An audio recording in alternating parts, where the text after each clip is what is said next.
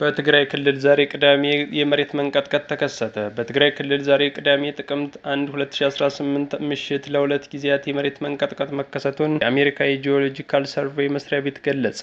ምሽቱ 1 ሰዓት ከ01 ላይ የደረሰው ርዕደ መሬት በሬክተር ስኬል 5.3 መለካቱን የገለጸው መስሪያ ቤቱ ከ17 ደቂቃ በኋላ የተከሰተው በሬክተር ስኬል 5.3 መድረሱን አስታውቋል። ከእነዚህ ክስተቶች 4 ሰዓት አስቀድሞ በሬክተር ስኬል 4.2 የተለካ ሌላ የመሬት መንቀጥቀጥ ከመቀሌ ከተማ በሰሜን ምስራቅ አቅጣጫ 47 ኪሎ ሜትር ርቀት ባለ ቦታ ላይ መድረሱን መስሪያ ቤቱ ዘግቧል። ዛሬ ምሽት ከደረሱት ርዕደ መሬቶች የመጀመሪያው የተመዘገበው ከመቀሌ ከተማ 58 ኪሎ ሜትር ርቀት ላይ ባለ ቦታ መሆኑን ከተቋሙ የተገኘው መረጃ ያመለክታል። ሁለተኛው የመሬት መንቀጥቀጥ የተከሰተው ከውቅሮ ከተማ 32 ኪሎ ሜትር በሚርቅ ቦታ ላይ እንደሆነ በዓለም አቀፍ ደረጃ የሚከሰቱ ርዕደ መሬቶችን የሚመዘግበው ቮልካኖ ዲስከቨሪ በድረ-ገጹ ላይ አስፍሯል። ርዕደ መሬቱ ያስከተለውን ንዝረት በሻጉዳይ፣ በውቅሮ፣ ዶሎ፣ ጋዳ፣ ሐሙስና በአዲግራት ከተሞች እንደተሰማ ድረ-ገጹ ጠቁሟል። የዛሬው የመሬት መንቀጥቀጥ ንዝረት ክስተቱ ከተፈጠረበት 92 ኪሎ ሜትር ርቀት ላይ በምትገኘው የአረርቲ ከተማ ጭምር እንደደረሰ ቮልካኖ ዲስከቨሪ ገልጿል። በትግራይ ክልል ርዕደ መሬት ሲያጋጥም ካለፈው የካቲት ወር በኋላ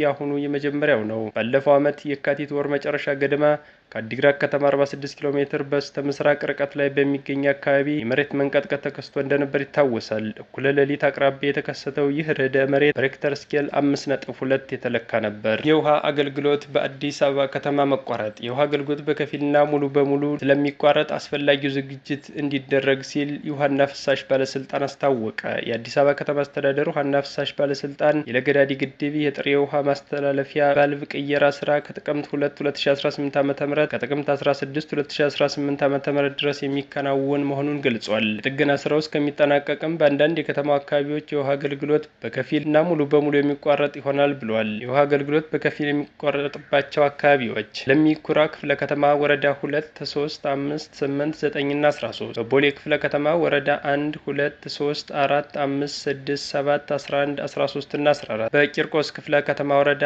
1፣ 2፣ 3፣ 7፣ 8፣ 10 እና 11 መሆኑን ገልጿል። ስራው እስከሚጠናቀቅ የውሃ አገልግሎት በከፊል ወይም ሙሉ በሙሉ ስለሚቋረጥ ማህበረሰቡ አስፈላጊውን ቅድመ ዝግጅት እንድታደርጉ ሲል ባለስልጣን መስሪያ ቤቱ አሳስቧል። ኢሰማኮ አዲስ መግለጫ ሰጠ።